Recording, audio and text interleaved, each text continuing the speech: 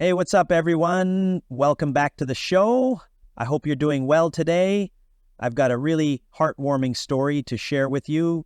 One of those stories that will remind you that there's still so much good in the world and that sometimes all it takes is one small act to create something truly beautiful. So grab your coffee, sit back, and let's dive in. This story takes place in a small town, and it's about an unlikely friendship between two people from completely different walks of life, and it all started with a single note. Meet Helen, a woman in her 70s who'd lived in this quiet little town for years. She'd seen the town evolve, seen the people come and go, but lately she'd been feeling more and more isolated. Her kids lived far away, and her husband had passed a few years earlier. So she spent a lot of time in her cozy little home, tending to her garden, reading, and of course watching the world go by from her front porch. Now Helen Street, like many others, was lined with beautiful houses, but over time the street had become a bit quieter. Some of the younger families had moved away and new people moved in, but there was one house that stood out in particular. Across the street, next door to Helen's. It had been empty for months. The lawn had become overgrown and the shutters hung a little crooked. It was the kind of house that begged for a little TLC. One day, Helen was outside watering her flowers when she noticed a moving truck pull up to that house. A young woman and her son, about 8 years old, stepped out. The woman, whose name was Lisa, looked overwhelmed. Moving can be a huge task, right? And she was alone, so Helen, being the kind soul she was, decided to take action. She walked across the street and approached Lisa with a warm smile. "Hey there, I just wanted to welcome you to the neighborhood. If you need a hand with anything, just let me know. I'm Helen. I live across the street." Lisa looked a little surprised, but incredibly grateful. "Oh, thank you so much. It's just me and my son, Ethan. We just moved here from out of state, and I'm trying to get settled." Helen could see the exhaustion on Lisa's face, and she knew what it was like to feel like you're in over your head. So she gave Lisa her number, telling her she could call any time if she needed help. Lisa smiled, thanked her again, and promised to take her up on the offer. Then and that's when the magic began. Over the next few weeks, Helen and Lisa began to develop a friendship. Helen would bring over some homemade cookies, and Lisa would invite her to sit on the porch with a cup of tea. Ethan and Helen's cat, Mr. Whiskers, became best buddies, which always brought a smile to Helen's face. But then came a turning point. One evening, Lisa had a particularly tough day.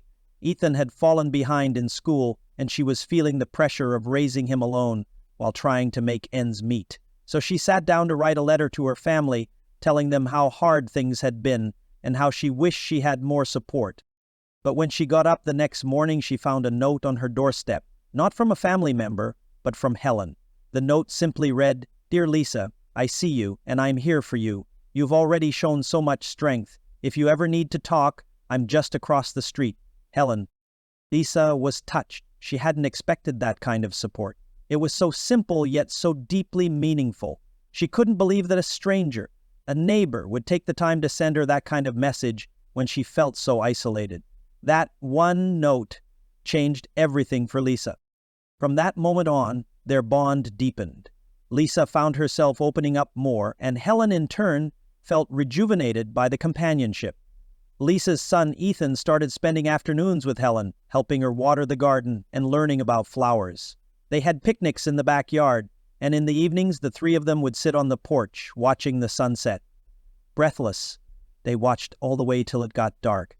The car was driving itself when they heard all the driving noise. And Helen had a new sense of purpose. She felt like her life was full again. And Lisa felt like she wasn't alone in this new chapter. They had become a little family in their own way. The kind of family that wasn't bound by blood, but by something far stronger, kindness and connection. This story really made me think about how important it is to take that first step, to say hello, to offer that helping hand, or to leave that simple note of encouragement. We all get busy, we all have our own stuff going on, but when we take the time to really see the people around us, we can change lives. And not just the lives of others, but our own too. So the next time you see someone who might need a little support, whether it's a neighbor or a colleague or even a stranger, consider what one small act of kindness could do. It's often the little things that end up making the biggest impact. All right, that's it for today's story. I hope it brought a smile to your face and reminded you that kindness is never wasted. Let me know what you think in the comments, and as always, thanks for tuning in. Until next time, take care of yourselves and each other. If you enjoyed today's episode, don't forget to like, subscribe, and share with your friends. I'd love to hear your thoughts on the novel and how it resonated with you.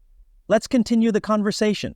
Stay tuned for more episodes where we explore the world of literature and the lessons it teaches us. Until next time, keep unfolding the stories that matter.